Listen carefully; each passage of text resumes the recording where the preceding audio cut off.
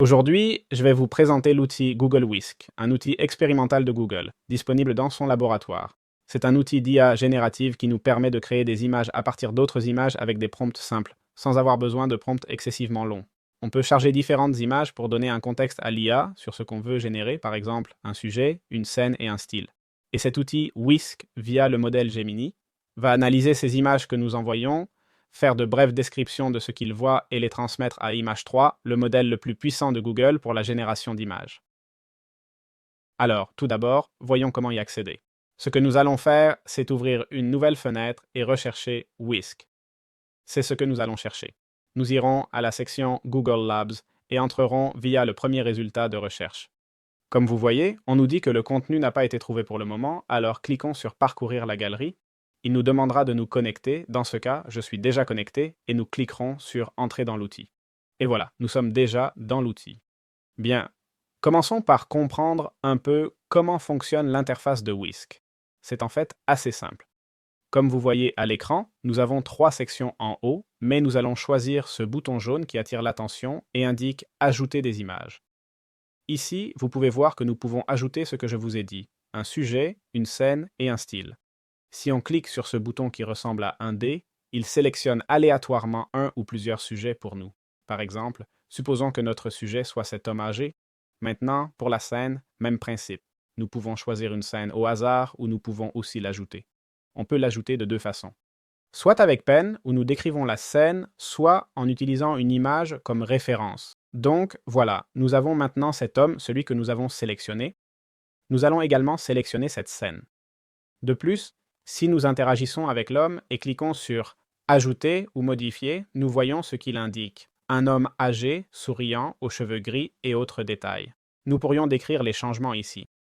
Dans ce cas, j'ai mis costume rouge juste pour voir ce que ça donne. Et ici, il a généré deux images supplémentaires de l'homme dans l'historique. Donc, si nous fermons avec cette image sélectionnée, nous partirons avec cette nouvelle image que nous avons générée, d'accord? Et sinon, nous pouvons revenir à la précédente sans aucun problème. Finalement, nous allons sélectionner un style. Ici, en gros, nous choisissons comment nous voulons que notre image apparaisse d'un point de vue général. Soit comme un F, un style plus sticker, un style plus photographique. En fait, générer des styles aléatoirement était compliqué et l'idéal serait d'utiliser directement une image tant que ce qu'on cherche est vraiment précis, non? Pardonnez la redondance. Mais par exemple, je vais lui demander de considérer ces trois styles que j'aime beaucoup et de créer d'abord la première image en style anime. Comme vous voyez, je peux envoyer directement sans même écrire de prompt, mais on pourrait aussi décrire l'idée générale de ce qu'on a basé sur tout cela. Ici, je n'ai pas précisé où placer le grand-père, si le mettre dans la maison ou non. Nous avons aussi d'autres options, d'accord? C'est l'aléatoire, c'est-à-dire la possibilité de créer nous-mêmes le prompt et ne pas avoir besoin de ces images.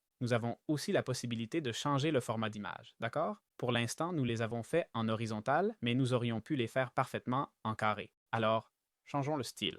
D'accord? Nous avons déjà vu que le style a plutôt bien fonctionné. Comme vous voyez, nous pouvons ajouter et enrichir les détails. Par exemple, je vais dire quelque chose de très simple, construire un pont. Je ne complique pas, je ne précise pas où, je demande simplement et comme vous voyez, il prend les deux images et génère un pont. Voyons le résultat. Et cela maintient le format d'image qu'on avait sélectionné 1 à 1 et ça crée un pont entre les deux îles. Bien, générons un autre scénario. Je vous rappelle que les scénarios sont répétitifs. Supprimons ce style et sélectionnons ce style plus voxel. Changeons aussi le personnage et choisissons celle-ci, cette fille. D'accord? Générons cette fille dans une prairie rose avec un format 16:9 pour voir un peu le style. On va lancer la génération et j'en profite pour générer directement avec l'autre style. Je vais voir s'il y a une limite de génération. Pour l'instant, il semble que le maximum soit 6 générations à la fois, 6 générations simultanées. Bon, je ne vais pas vous mentir, le résultat est assez frustrant. C'est vraiment frustrant. Ce résultat est superbement réalisé. Évidemment, il manque des choses. Ici, par exemple, on voit qu'il manque quelques points noirs. Cette fleur n'a pas grand-chose à voir avec toutes les autres. Malheureusement, on ne peut pas sélectionner la zone ou appliquer les détails. C'est encore en accès expérimental, mais on voit déjà qu'on a quelque chose de haute qualité. En fait, si je prends cette image et la sauvegarde pour examiner ses propriétés, on voit qu'elle fait 1408 par 768. C'est loin.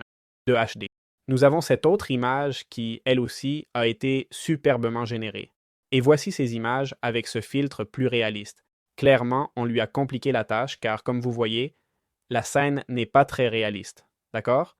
Le décor n'a pas un style réaliste, ni le personnage, mais c'est l'image qu'il nous a générée. Je vérifie les propriétés et elle a les mêmes dimensions et la même qualité.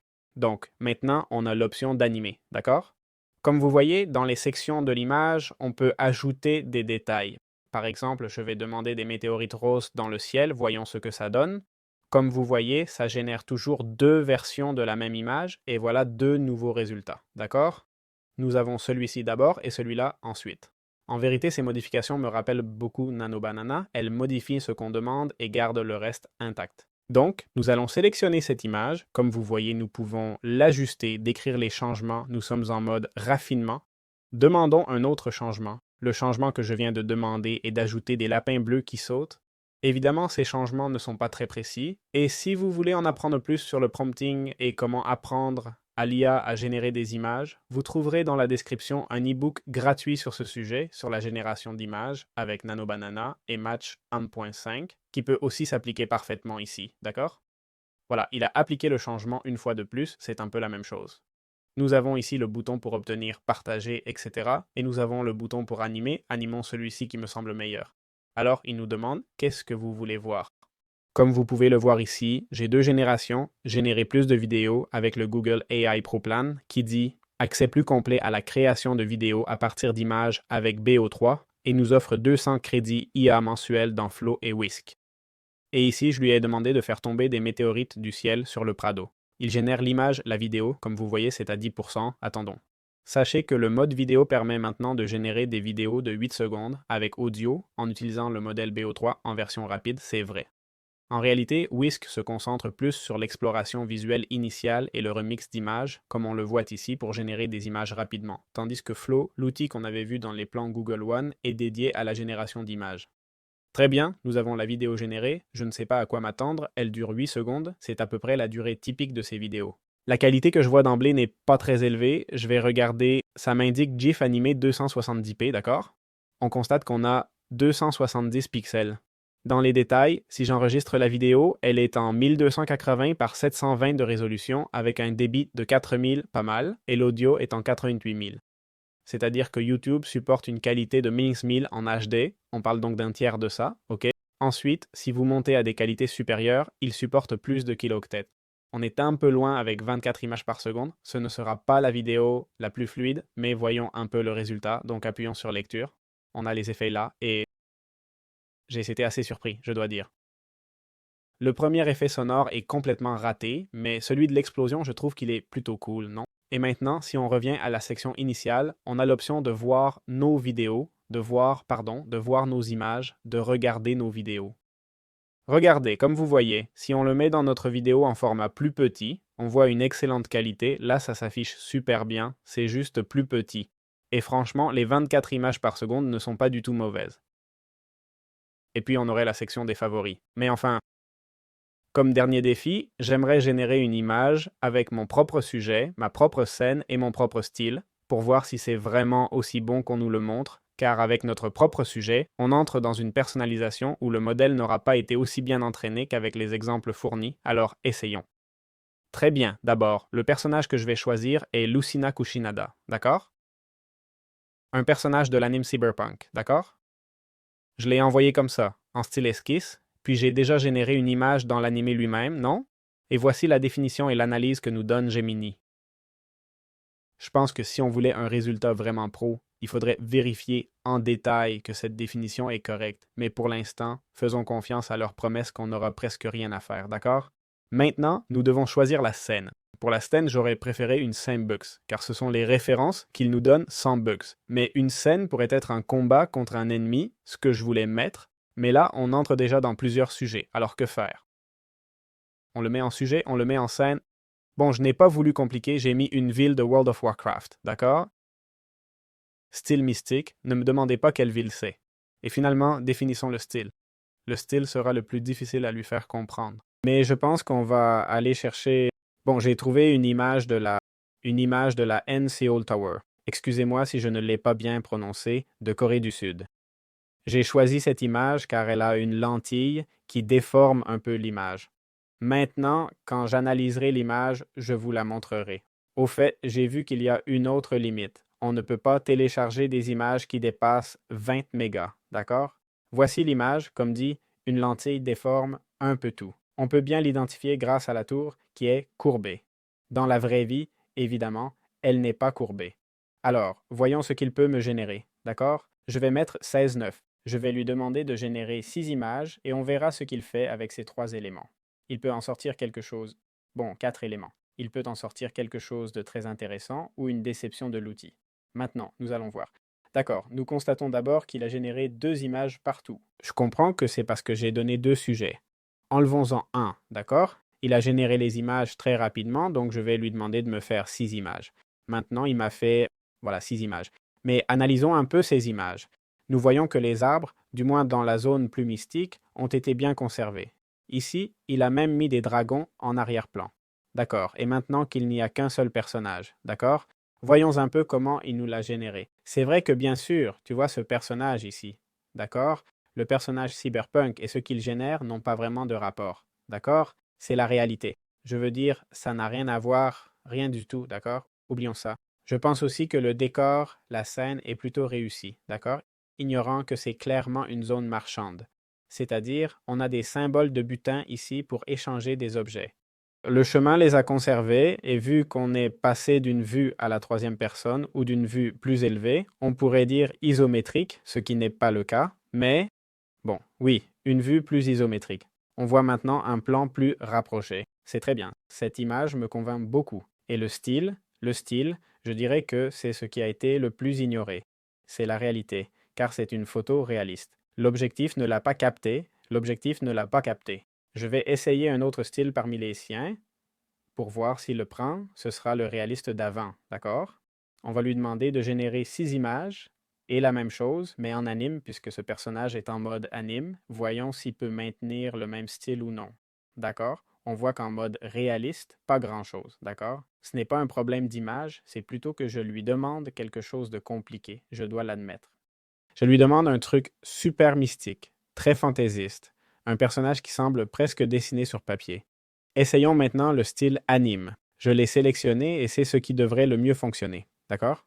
Au final, on s'adapte complètement à ce qu'on a, d'accord? Bon, ce n'est pas vraiment de l'anime, mais bon. Et voici le résultat. Je pourrais vous dire qu'en conclusion, la meilleure image est celle-ci, sans aucun doute.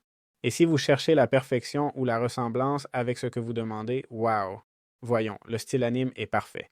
C'est identique, mais pas du tout, pas du tout. Ici, pour une raison quelconque, il a choisi l'heure dorée comme ses projecteurs sur scène, mais ça définit le style, pas la scène. L'éclairage dépend de la scène, non? Alors essayons et prenons cette image qui est la mieux réussie. Comme vous l'avez vu, on a pu générer plein d'images très vite et on va cliquer sur Animer pour lui demander de faire... Voilà, j'ai dit, le personnage principal utilise la boule d'énergie de sa main pour détruire le portail ou l'entrée. On clique sur Envoyer. J'aimerais aussi cliquer sur Ouvrir, d'accord? Lui dire d'ouvrir le portail. OK, je ne peux pas générer plus d'une vidéo à la fois, alors attendons. Bien, j'allais animer la même vidéo plusieurs fois, mais j'ai atteint la limite et voici la vidéo qu'il m'a faite. OK, allons-y, voyons ça. Je vais lancer et ça me fait une boule d'énergie, ça détruit mon entrée. D'accord? Bon. Je dois dire que ça me surprend. Voilà, on peut entendre le son. J'aime bien la musique. J'aime bien le son. Et oui, là, l'explosion fait craquer un peu le son. Mais j'adore comment l'explosion se présente et tout. Je crois que ce n'est pas mal du tout, hein? Là. Se focus sur la caméra et boum. Voilà, pas mal. C'est super intéressant, super intéressant. Franchement, j'aimerais qu'il y ait un bouton pour les couper, vraiment. Mais bon, avec ces 2 vidéos, on a un petit aperçu du potentiel de cet outil. Pas mal du tout. Très bien, parlons un peu des points forts que Whisk peut vraiment avoir. L'un des grands avantages est qu'il permet d'utiliser des images comme référence, ce qui nous évite, d'accord, de ce besoin incessant de pour créer le prompt parfait. Ceux qui ont conçu plusieurs prompts savent que créer un prompt parfait peut prendre beaucoup de temps et nécessiter de nombreux essais. En revanche, cela facilite énormément la production d'une bonne vidéo. De plus, je crois que l'un des points forts est sa conception pour une itération rapide.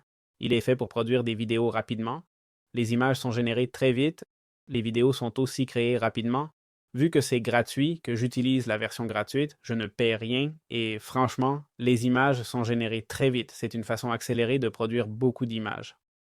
En plus, on peut générer des vidéos avec le modèle FAST de VO3, ce qui est excellent. Et quelque chose de très important et positif, c'est qu'on peut facilement éditer l'image et, si ça ne nous plaît pas, revenir à la précédente sans aucune complication. Comme limitation que je mentionnerais, c'est ce dont je parlais avant, il nous manque cette édition pixel parfait où on peut définir exactement ce qu'on veut. Non? Si je veux modifier, par exemple, une fleur précisément, je ne peux pas l'indiquer, c'est très compliqué. Google nous a déjà dit que cet outil est pour l'exploration visuelle et non pour une production parfaite.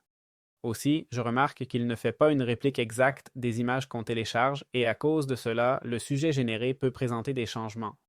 C'est tout à fait normal puisque nous abordons le sujet, par exemple, ici j'ai les cheveux argentés et dans certains cas, on dirait presque qu'ils sont blonds ou que ma peau est métallique. Ici, dans cette deuxième image, il l'a rendu plus métallique, mais dans la première, c'est couleur chair. On peut voir des modifications évidentes, même le costume change selon l'image.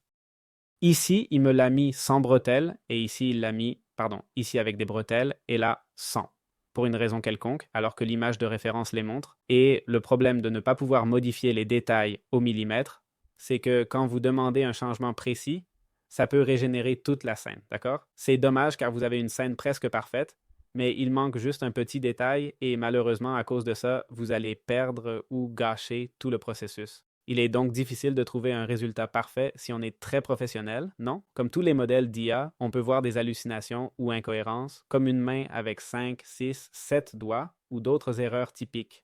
Par exemple, ici sur cette image, il y a 4 doigts, d'accord? Cette image montre 1, 2, 3 et 4. Où est le petit doigt? Dans cette autre image, pourquoi toutes les fleurs regardent vers la fille alors que certaines pointent vers le haut ou presque vers l'arrière? Ça n'a pas beaucoup de sens. Ce sont évidemment des incohérences que l'intelligence artificielle présente dans presque tous les modèles. Elle a aussi pas mal de restrictions d'accès. Bien qu'il se soit étendu à plus de 100 pays, c'était initialement une expérience exclusive aux États-Unis, et il y a peut-être des pays encore exclus. Il y a aussi le coût des ressources avec des crédits d'IA, ce qui est critiqué car dans des environnements professionnels comme Google Workspace, ces crédits s'épuisent et sans eux, vous ne pouvez plus générer ou pas avec la qualité souhaitée.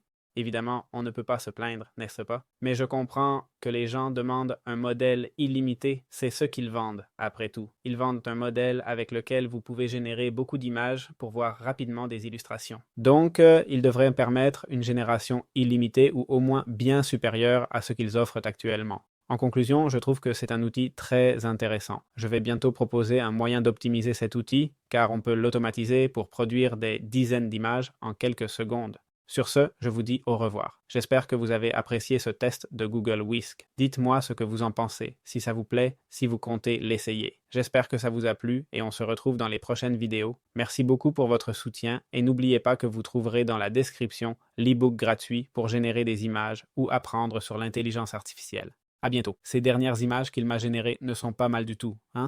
Bien meilleures.